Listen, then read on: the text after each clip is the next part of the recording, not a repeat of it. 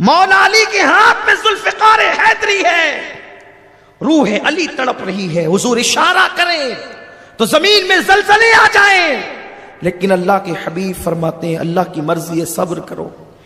جبریل دم بخود ہے، آسمان کی آنکھیں پھٹی کے پھٹی ہے، کیا ہونے جا رہا ہے؟ مختار کے گھر سے نکل کر حضرت امام مسلم حضرت ہانی کے گھر آ گئے۔ یہ ہانی صحابی رسول ہے، حضرت ہانی ان کے گھر آگے، بڑے نیک آدمی تھے، یہ آ گئے تو حضرت ہانی نے ان کو اپنے گھر میں پناہ دی، اور اس کے بعد حضرت مسلم ابن عقیل رضی اللہ تبارک و تعالی عنہ، اللہ اکبر، پھر یہ کیفیت ہوئی کہ حضرت مسلم کی تلاش ہوئی، اختصار کے ساتھ یہ کہ ایک جاسوس نے جاسوسی کر دی کہ حضرت امام مسلم حضرت ہانی کے گھر میں، حضرت ہانی کے گھر میں تھے اسی وقت، تو آپ نے اپنے بچوں کو، چونکہ پتہ چل گیا تھا کہ تلاش جاری ہے، محمد و ابراہیم کو قاضی شریح کے گھر پہنچا دیا تھا کہ قاضی شریح میرے بچوں کو آپ سنبھالیں اور تاکہ حضرت ہانی کے گھر میں محفوظ رہوں۔ حضرت ہانی کو بلایا ابن زیاد نے گورنر ہاؤس میں اور کہا ہانی تجھے معلوم نہیں کہ میں نے کیا اعلان کیا ہے؟ حضرت ہانی نے کہا کہ کیا اعلان کیا تم نے؟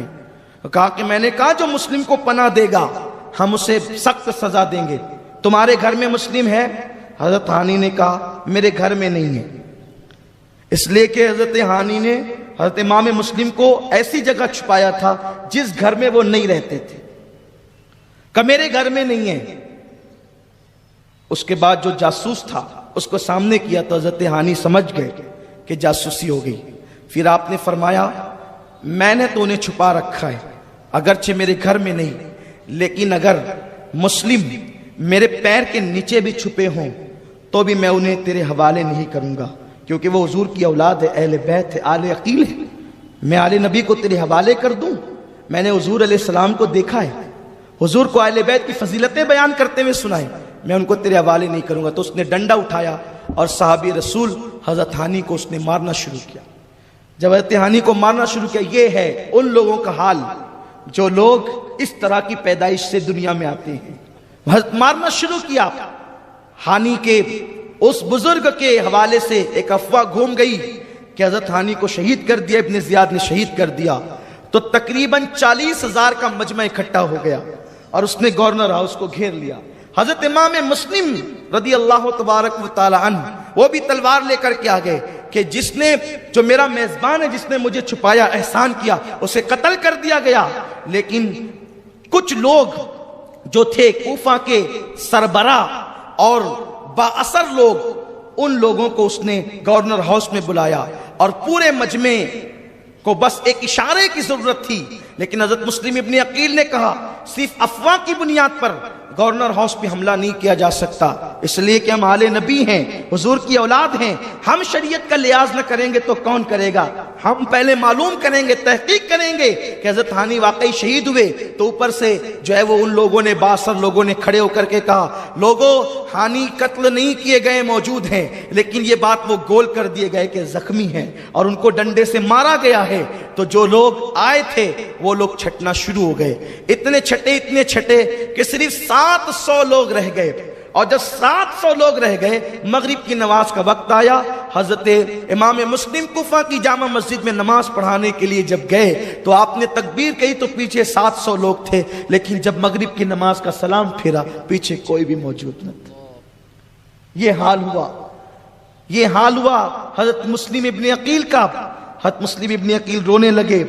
کوفے والوں نے سابقہ روایت کے مطابق تو وہی کیا جو انہوں نے کرنا تھا، اور اس کے بعد آپ وہاں سے نکلے۔ کوفے کا ہر دروازہ بند تھا، جن کے گھر امام مسلم کی دعوتیں ہوتی تھی ان کے دروازے بند ہیں، جو محمد و ابراہیم کو سر پہ اٹھا کے لے کے چلتے تھے ان کے دروازے بند ہیں۔ کوفے والوں نے یہ کیا، حضرت امام مسلم چلتے چلتے آئے تو دیکھا ایک بڑھیا کسی کا انتظار کر رہی ہے، اس کا نام تاریخ میں توعا بتایا جاتا ہے۔ اس سے کہا مائی پانی پلا سکتی ہے، پانی پلا، اس نے پانی دیا، پانی دے کر کے امام مسلم پانی پی کے وہاں بیٹھ گئے۔ تو اس نے کہا اے اجنبی مسافر، جا اب تو یہاں بیٹھتا کیوں، پانی پی لیا چلا جا۔ کہا مائی میرا کوئی گھر نہیں، میں کوفہ میں مہمان بنا کر بلایا گیا تھا، کوفے والوں نے میرے ساتھ دھوکہ کیا۔ اس بڑھیا نے غور سے دیکھا تو کہا کہ آپ مسلم ابن عقیل ہیں؟ آپ نے فرمایا ہاں۔ کہا میرے مقدر جگہ آپ میرے گھر آ جائیں، سب نے آپ کے لیے دروازے بند کیے تو آپ میرے گھر آ جائیں۔ اس نے بڑی خدمت کی، لیکن اس کا بیٹا، آپ جانتے ہیں کہ ولی کے پیٹ میں شیطان بھی پیدا ہوتا ہے، ایسے آپ نے سن رکھا ہے، تو ویسے ہی وہ اہل بیت کی محب تھی، لیکن اس کا بیٹا بڑا لالچی تھا۔ جب اس نے دیکھا کہ امام مسلم ہمارے گھر میں ہے تو جا کر محمد ابن اشعث اس کو خبر دی، ابن اشعث کو خبر دی، اور اس نے ابن زیاد کو، اور ابن زیاد نے سینکڑوں لوگوں کو بھیجا کہ جاؤ مسلم کو گرفتار کر کے لاؤ۔ اور پھر یہ ہوا کہ توآ کے گھر میں وہ لوگ آئے، اور آنے کے بعد حضرت امام مسلم اچانک جب گھوڑوں کی ٹاپوں کی آواز سننے لگے تو حضرت امام مسلم رضی اللہ تعالیٰ نے تلوار سنبھالی اور دیکھا کہ سینکڑوں لوگ، انہوں نے حضرت مسلم کو گرفتار کرنا چاہا۔ کہا شیر خدا کا شیر اس طریقے سے ہاتھ میں نہیں آ سکتا، اور آپ جنگ کرنے لگے اور لڑنے لگے ان سے۔ وہ تنہا شہزادہ تھا شیر خدا کی، اللہ اکبر، بھائی کا بیٹا تھا، اللہ اللہ۔ جب لڑتے ہیں لڑتے لڑتے تھک گئے، زخمی ہو گئے، زخموں سے چور ہو گئے، تو ابن اشعث نے سوچا یہ نبی کی آل ہے، ان پر اس طرح قابو نہیں پایا جا سکتا، تو اس نے یہ کیا کہ میں آپ کو امان دیتا ہوں۔ آپ جب امان دی تو آپ نے اپنی تلوار نیام میں رکھ لی، اور پھر حضرت امام مسلم رضی اللہ تبارک و تعالیٰ عنہ کو وہ لوگ گورنر ہاؤس تک لے گئے۔ جب گورنر ہاؤس لے گئے تو آپ کے کمر میں جو تلوار لٹکی ہوئی تھی اس تلوار کو ان لوگوں نے خاموشی کے ساتھ نکال لیا۔ امام مسلم نے کہا انا للہ و انا الیہ راجعون، کوفے والو یہ تمہارا دوسرا دھوکہ ہے، تم نے مجھے امان دی اور اب تم نے میری تلوار نکال لی، اس کا مطلب تمہارا خیر کا ارادہ نہیں ہے۔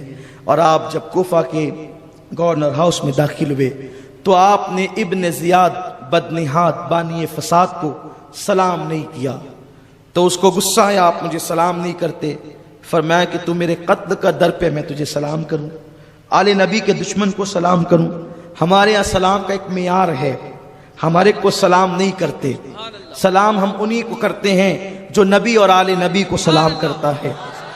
سلام کا ہمارے یہاں بڑا عظیم معیار ہے، جن کے یہاں سلام رسم ہے وہ جسے چاہیں کر دیں، لیکن ہمارے یہاں سلام دعا ہے، اور ہم نبی کے دشمنوں کو دعا نہیں دیتے، ہم اہل بیت کے غداروں کو دعا نہیں دیتے، ہم تو شاکوں کو دعا دیتے ہیں۔ اللہ اکبر۔ تو عرض یہ کر رہا تھا ابن زیاد کو سلام نہیں کیا۔ لوگ ہم سے کہتے ہیں اخلاق سیکھو، اخلاق، ہم کہتے ہیں آل نبی کے اخلاق ہم نے سیکھ لیے ہیں، ہم انہی کو سلام کرتے ہیں جو نبی کو سلام کرتے ہیں۔ حسین تم کو زمانہ سلام کہتا ہے، جلال قبہ خضرا سلام کہتا ہے، تمہیں حرم کے مینارے سلام کہتے ہیں، تمہیں قرآن کے پارے سلام کہتے ہیں، خدا گواہ ہے کہ نانا سلام کہتا ہے۔ ہمارے یہاں سلام کا معیار ہے، اللہ پاک قرآن میں بھی سلام بھیجتا ہے تو کن پر؟ اللہ اکبر۔ ارشاد فرماتا ہے سلام قولا من رب الرحیم وامتازوا اليوم ایھا المجرمون۔ اللہ فرماتے ہیں ہم سلام نازل کریں گے قیامت کے دن اور کہیں گے مجرموں کو نکالو۔ اللہ بھی سب کو سلام، وہ رحمان ہو کر سب کو سلام نہیں پڑھتا، سب کو سلام نہیں کرتا، وہ چھاٹ چھاٹ کر کے سلام کرے گا۔ سلام ان پر جو نبی کے وفادار، اور مجرموں کو چھاٹ دیا جائے گا۔ اللہ فرماتا ہے سلام علی الیاسین، اے یاسین میرے حبیب تیری اولاد پر سلام۔ اللہ ہم نے کہا سلطان کربلا کو ہمارا سلام ہو۔ یار یہ تو نبی پہ سلام پڑھتے پڑھتے اب کربلا والوں پہ بھی سلام پڑھتے ہیں، یہ کہاں سے لائے؟ ہم نے کہا یہ سلام علی الیاسین سے لائے ہیں۔ سبحان اللہ۔ یاسین کون ہے؟ یہ الیاسین کو بزرگوں نے آل یاسین پڑھا ہے، اور یاسین کون ہے؟ یاسین محمد رسول اللہ کا نام ہے، اسی لیے قرآن جب ان پہ سلام پڑھے تو ہم کیوں نہ پڑھیں؟ ہم کہاں سے کوئی الگ شریعت لائیں گے؟ ہماری شریعت تو وہی ہے جو قرآن مقدس نے ہمیں عطا فرمائی ہے۔ تو آپ نے سلام نہیں کیا، اس نے کہا سلام نہیں کرتے، کہا تو میرا قتل کا در پہ ہے، اہل بیت کا دشمن ہے۔ پھر اس کے بعد کہا کہ آپ نے بغاوت کی اور حسین باغی ہے۔ حضرت امام مسلم نے کہا حسین ابن علی تیرا باپ بھی ان کے قدموں کو نہیں پہنچ سکتا، وہ نواسے رسول ان کی توہین کرتا ہے۔ تو اس نے مزید گالیاں دی جس کا ذکر یہاں نامناسب ہے۔ پھر اس کے بعد اس نے کہا مسلم اب تم تیار ہو جاؤ مرنے کے لیے۔ امام مسلم رونے لگے، کہا آپ جیسے بہادر کو میں روتا ہوا دیکھ رہا ہوں، میں رونا اس پر ہے، جان پر نہیں۔ ایک جان کیا ہے، اللہ اگر کروڑوں جان دیتا تو حسین ابن علی پہ قربان کر دیتا۔ رونا اس پر ہے کہ میں خط لکھ چکا ہوں حسین کو، حسین میرا خط پڑھ کر اعتماد کریں گے کیونکہ وہ مجھ پہ بہت اعتماد کرتے ہیں اور اپنے اہل و عیال کے ساتھ وہ آئیں گے، اس لیے رونا اس پر ہے کہ کاش وہ نہ آتے۔ اور اس عمر ابن سعد وہاں موجود تھا، کل اس کا تذکرہ ہم تفصیل سے کریں گے، ٹائم ختم ہو رہا ہے۔ عمر بن سعد کو آپ نے اپنے قریب بلایا، فرمایا ابن سعد میری کچھ نصیحتیں وصیتیں سن لے، اس پہ عمل کرنا۔ اس نے کہا میں نہیں آتا، اس لیے کہ جب دنیا کا کتا ہو جاتا ہے آدمی اس کو کچھ سجھائی نہیں دیتا۔ ابن زیاد بدنہاد نے کہا جا تیرے چچا کا بیٹا ہے کچھ سن لے، تیرا رشتہ دار ہے کچھ سن لے۔ تو اس وقت وہ قریب آیا، آپ نے فرمایا 700 درہم کا میں مقروض ہوں کوفہ میں، تو میرا گھوڑا اور ساز و سامان بیچ کر کے وہ قرض ادا کر دینا، اور میرے بچوں کو مدینہ طیبہ تک پہنچانے کا انتظام کر دینا۔ حسین ابن علی کو اطلاع کر دینا کہ وہ نہ آئیں اور میرا لاشا لے کر مجھے دفن کر دینا۔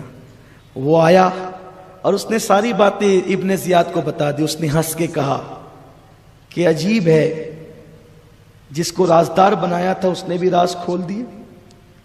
اور پھر کہا مسلم جاؤ اب قتل کا وقت آ گیا۔ ان کے ہاتھ پکڑے گئے اور ان کو گورنر ہاؤس کی چھت پہ لے جایا گیا اور حضرت امام مسلم کو کوڑے لگائے گئے۔ آپ نے رخ مکہ المکرمہ کی طرف کیا، اے ابن رسول تو میرے حال سے بے خبر نہیں، میرا آخری سلام لے۔ اور آپ نے کہا اللہ محمد اور آل محمد پر برکتیں نازل فرمائے۔ یہ کہتے ہوئے آپ کلمہ پڑھے اور جلاد نے آپ کی گردن اڑا دی۔ گردن اڑانے کے بعد آپ کے لاشے کو گورنر ہاؤس سے نیچے پھینک دیا گیا۔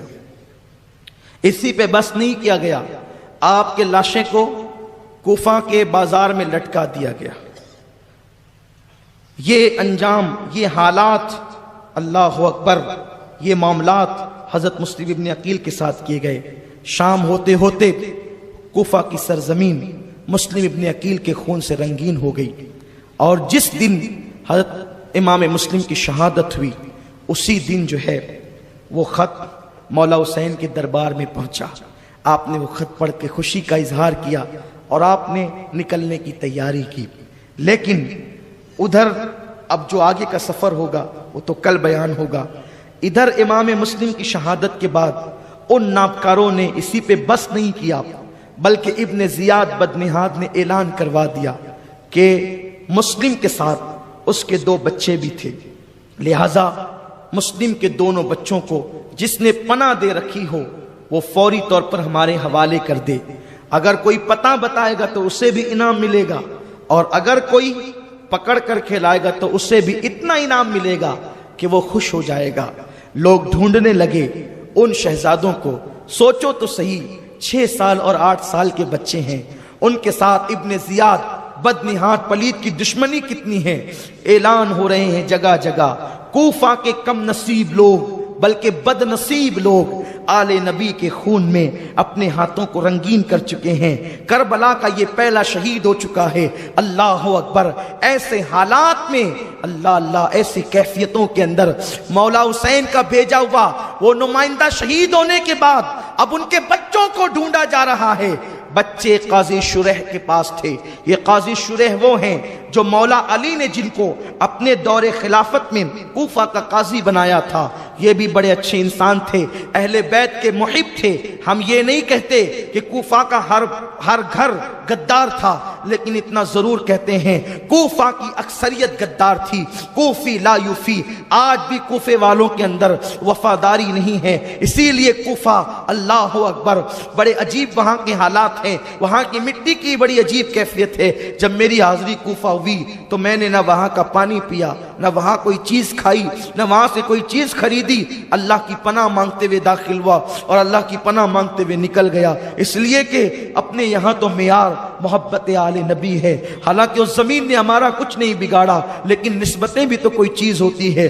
ہم اس زمین کا احترام اس نیت سے کرتے ہیں کہ وہاں پر مولا علی رہے ہیں، لیکن وہاں کی بے وفائی سے ڈرتے بھی ہیں۔ اللہ اللہ، میرے پیارے آقا صلی اللہ علیہ وسلم کے دیوانوں، قاضی شریح کو جب پتا چلا امام مسلم کے شہزادوں کو ڈھونڈا جا رہا ہے، آپ نے بدل ناخواستہ ان بچوں کو اپنے قریب بلایا۔ جب بچے سامنے آئے، پیاری پیاری معصوم صورتیں ہیں، زلفیں کندھوں تک لٹک رہی ہے، وہ شہزادوں کو دیکھ کر بے ساختہ قاضی شریح کی چیخ نکلی اور دھاڑے مار مار کر رونے لگے اور ان کے سروں پہ ہاتھ پھیرنے لگے۔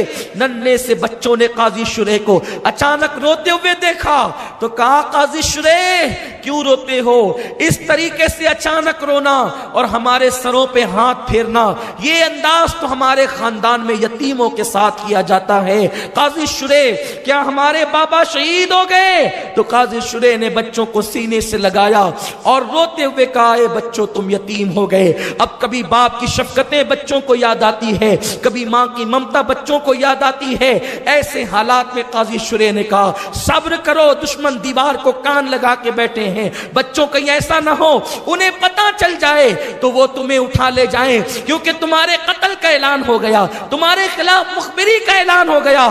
بچوں اب میں اپنے بیٹے کو بھیج رہا ہوں، اس لیے کہ ایک قافلہ قریب ہمارے کوفہ سے گزرنے والا ہے، اس قافلے کے ساتھ ہو جانا اور مدینہ منورہ خیر سے چلے جانا۔ اپنے بیٹے کو ساتھ کیا اور کہا، بیٹے جا اس قافلے کے ساتھ کر دے۔ بیٹا لے کر کے گیا، قافلہ کوچ کر رہا تھا، اس کی گرد ابھی تک اڑتی ہوئی نظر آ رہی تھی۔ ایسے عالم کے اندر اللہ اکبر، قاضی شریح کے بچے نے، بیٹے نے انگلی سے دکھایا، وہ دیکھو قافلہ جا رہا ہے۔ دونوں شہزادے جن کو کبھی چلنے کی عادت نہ تھی، نانا کے مزار تک بھی جاتے تو بابا کی انگلی پکڑ کر کے جاتے، جنہوں نے کبھی زمین پہ چلنا نہ سیکھا تھا، آج وہ بچے دوڑ رہے تھے۔ دوڑتے دوڑتے تقدیر تدبیر پر ہمیشہ غالب آتی ہے۔ انسان کی تدبیر تقدیر کے آگے پھیل ہو جاتی ہے، ناکام ہو جاتی ہے۔ ننھے معصوم بچے دوڑتے رہے، قافلے کی گرد ختم ہو گئی۔ ایسے عالم کے اندر اللہ اکبر، وہ بچے پوری رات دوڑتے رہے، کانٹا چبھتا تو سہم کر کے آپ پکارنے لگتے، پتہ کھڑکنے کی آواز آتی، ایک دوسرے سے لپٹ جاتے۔ رات کی تاریکی ہے، داغ یتیمی ہے، جنہوں نے اللہ اکبر پھولوں کی سیج پر زندگیاں گزاری تھی، آج ان کی راہوں میں کانٹے بچھے تھے۔ یتیمی کا داغ الگ تھا، ماں سے دوری الگ تھی، دارالامان مدینہ منورہ کی فرقت الگ تھی۔ ایسے میں دونوں بچے اللہ اکبر ایک جنگل میں کانٹوں سے پیر چھلنی ہو گئے تو بیٹھ گئے۔ ابن زیاد بدنہاد کے لوگ آئے اور ان بچوں کو دیکھا تو کہا، کون ہو تم؟ بچوں نے سوچا کہ یتیموں کا حال سن کر کے کسی کو بھی رحم آتا ہے، تو کہا، ہم مسلم ابن عقیل کے یتیم ہیں۔ انہوں نے جیسے ہی سنا، بچوں کے چہروں پہ تماچے لگانے شروع کیے اور خوب مارا بچوں کو، اور پھر ان کی زلفیں پکڑی اور ان کے ہاتھوں کی مشقیں کس دی، ان کے ہاتھوں کو رسیوں سے باندھ دیا۔ وہ شہزادے جن کے پیر بھی فرشتے چومنے میں فخر محسوس کرتے ہوں، دامن نچوڑ دے تو فرشتے وضو کریں، جن کی بات یہ ہو ان کے گھر میں بے اجازت جبرائیل آتے نہیں، ان لوگوں کے ہاتھوں کو پیروں کو باندھ دیا گیا اور زلفیں پکڑ کر کے گھسیٹنے لگے۔ ابن زیاد کے پاس پہنچایا، ابن زیاد نے کہا، جیل میں ڈال دو، یزید کو لکھ دیتا ہوں، اس مسلم کے بچے کرنا کیا ہے، قتل کرنا ہے یا زندہ آپ کے پاس بھیجنا ہے؟ اللہ اکبر، ان دونوں شہزادوں کے متعلق جب یہ بات یزید کو لکھ کر کے بھیجی گئی، مشکور نام کا داروغہ تھا، ابن زیاد کا محب اہل بیت تھا، دونوں شہزادوں کے پیروں سے کانٹے نکالے، ان کی خدمت کی، انہیں کھلایا، اور رات کی آخری پہر میں کہا، بچوں میرا بھائی قادسیہ میں رہتا ہے اور یہ راستہ قادسیہ کا ہے، یہ انگوٹھی لے کر کے جاؤ، میرے بھائی کو بتانا، وہ تمہیں آسانی کے ساتھ مدینہ طیبہ پہنچا دے گا، اور جب آپ مدینے جانا تو نانا کو آپ کے میرا سلام کہنا، اور میں نے جو آپ کی خدمت کی ہے اس پر مجھے یہ صلہ دینا کہ قیامت میں نانا سے آپ کے کہنا کہ میری شفاعت کریں، اب جو میرا ہوگا دیکھا جائے گا، لیکن تم تو جاؤ۔ ادھر وہ روانہ ہوئے، ادھر مشکور نے جا کر کے ابن زیاد سے کہا کہ میں نے بچوں کو چھوڑ دیا، اس نے مشکور کو قتل کروا دیا، یہ ایک الگ عنوان ہے۔ اس کے بعد دونوں بچے چلے، رات بھر چلتے رہے چلتے رہے چلتے رہے، صبح کو وہیں آ کر کے پہنچے جہاں سے چلے تھے۔ دونوں بچے، صبح ہو رہی تھی، دریا کا کنارہ تھا، درخت پاس میں تھا، کل کا صدمہ دل پر تھا، کل کا خوف دل پر تھا، کوئی جگہ نہ ملتی تھی چھپنے کے لیے، درخت میں کھو بنی تھی، اسی میں دونوں شہزادے چھپ گئے۔ تھوڑی تھوڑی دیر پر سہم جاتے، ڈر جاتے، پریشان ہو جاتے۔ ایک کنیز دریا پہ پانی بھرنے کے لیے آئی تو اس نے کیا دیکھا؟ دو نورانی صورتیں نظر آتی ہے، پلٹ کر کے دیکھا تو بچے ڈر گئے، کل کا خوف تھا۔ اس نے کہا بچوں باہر آؤ، سانپ بچھوؤں کے بسیرے سے باہر نکلو، تمہاری جگہ وہ نہیں ہے۔ اس نے کہا کون ہو تم؟ بچوں نے ڈرے کہ آج بھی بتائیں گے تو پھنسیں گے، لیکن جن کے دل میں عشق رسول کا چراغ جلتا ہے وہ چہرے سے نبی کے خاندان کے لوگوں کو پہچان لیتے ہیں۔ ایمان کی ناک جن کی زندہ ہے انہیں خوشبو آتی ہے۔ انہوں نے کہا تم بتاؤ نہ بتاؤ، تمہارے چہرے کی چمک بتاتی ہے کہ تم نبی کے گھرانے کے ہو، تم آل نبی اولاد علی ہو، تم نبی کی اولاد ہو۔ تو اس وقت بچے لپٹ گئے۔ میں کہا میں تمہاری کنیز ہوں، میری مالکہ بھی تمہاری کنیز ہے، چلو بچوں میں لے کر کے چلتی ہوں۔ دونوں شہزادوں کو لے کر کے چلی اور اپنی مالکہ کو کہا پتہ ہے کون ہے؟ یہ مسلم ابن عقیل کے بیٹے ہیں۔ اس نے کہا میرے تو بھاگ جگے، بچوں کو نہلایا دلایا، کپڑے پہنائے، ہاتھوں سے کھانا کھلایا۔ کہا میں خوش نصیب ہوں، بی بی زہرا قیامت کے دن میری شفاعت کرے گی اور میں ان کی آل کی خدمت کر رہی ہوں۔ لیکن پھر یہی ہوا، بچوں کو رات کو کھلا پلا کر کے سلا دیا۔ اس کا شوہر حارث نام کا وہ بدبخت تاخیر سے گھر پہنچا تو پوچھا بیوی نے کیا ہوا؟ تو اس نے بتایا کہ مسلم کے بچے بھاگ گئے ہیں، میں انہیں ڈھونڈتا رہا، ڈھونڈتے ڈھونڈتے جنگل میں اتنا تڑپا کہ میرا گھوڑا بھی مر گیا، پیدل پیدل ڈھونڈتا رہا لیکن نہیں ملا۔ بیوی نے کہا چھوڑ یہ سب، کہا چھوڑ کیا، اس سے بہتر انعام کا موقع اب کب ہاتھ آئے گا، مالدار بننے کا اس سے بڑا موقع کب ہاتھ آئے گا؟ کہا کہ وہ رسول کی آل ہے، بھول جا انہیں، ایسا مت کر۔ نہیں مانا، سوچا کہ یہ بدبخت نہیں مانے گا، کھلایا پلایا، اس بدبخت کو سلا دیا، سویا۔ ادھر کمرے پہ تالا ڈال دیا، لیکن ہائے رے تقدیر، ہائے رے تقدیر، اللہ کا امتحان، اللہ کی آزمائش۔ خدا کی جب آزمائش ہوتی ہے تو پھر ایسا ہی ہوتا ہے۔ اللہ اکبر۔ دونوں بھائی رات کے آخری پہر میں روتے ہوئے اٹھے، ایک دوسرے سے بلکتے بلک کے رو رہے ہیں۔ وہ اٹھا، حارث کہتا ہے کہ رونے کی آواز کیسی؟ کہا بازو کے بچے رو رہے ہوں گے، پڑوس کے سو جا۔ کہا نہیں یہ ہمارے گھر سے آتی ہے۔ وہ بی بی جب دروازے کے قریب پہنچی تو بچے دونوں آپس میں گلے مل مل کے رو رہے تھے۔ محمد ابراہیم سے کہتے تھے بھائی اب مرنے کے لیے تیار ہو جاؤ، شہید ہونے کے لیے تیاری کر لو، کیونکہ میں نے خواب دیکھا حوض کوثر پر دادی فاطمہ ہے، چچا امام حسن ہے، دادا مولا علی ہے، سید الانبیاء ہے، اور بابا مسلم ابن عقیل بھی ہے۔ نانا جان کہتے ہیں مسلم اکیلے اکیلے آ گئے، بچوں کو پریشان کہاں چھوڑ دیا؟ بھائی جب حضور نے یہ کہا، نانا نے یہ کہا، میرے بچے کہاں ہیں؟ مسلم میرے بچوں کو کہاں چھوڑائے ہو؟ غیب دا نبی نے جب یہ پوچھا، مسلم ابن عقیل کہتے ہیں حضور بس صبح کا سویرا نمودار ہوگا، وہ بھی عنقریب آنے والے ہیں حضور، وہ بھی آ کر کے مچلیں گے آپ کے دامن سے۔ بھائی میں نے خواب دیکھا اس لیے شہادت کے لیے تیار ہو جاؤ۔ چھوٹا بھائی کہتے بھیا میں نے بھی یہی دیکھا۔ رونے لگے ایک دوسرے کو پکڑ کے، ہائے میری امی، ہائے ماں کی ممتا، ہائے ماں کا پیار، مدینے کی راحتیں۔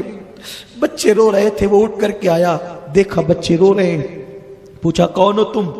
انہوں نے سوچا کہ یہ تو اہل بیت کے محبوں کا گھر ہے، کہہ دیا مسلم ابن عقیل کے بچے۔ اتنا سننا تھا، اچھا میں تو ڈھونڈتے ڈھونڈتے تھک رہا ہوں، میرا گھوڑا مر رہا ہے اور تم لوگ میرے گھر میں آرام سے بیٹھے ہو، عیش کر رہے ہو۔ ان کے چہرے پہ تماچے لگائے۔ بیوی نے پکڑا، ایسا نہ کر، کل قیامت کے دن ان کے نانا کو کیا جواب دے گا؟ رسول اللہ کا کلمہ پڑھتا ہے، شرم کر شرم کر۔ اس نے کہا بیوی جوڑے اور گھوڑے ملیں گے، مال و دولت ملے گا، ان بچوں کے عوض میں دونوں کو باندھ دیا۔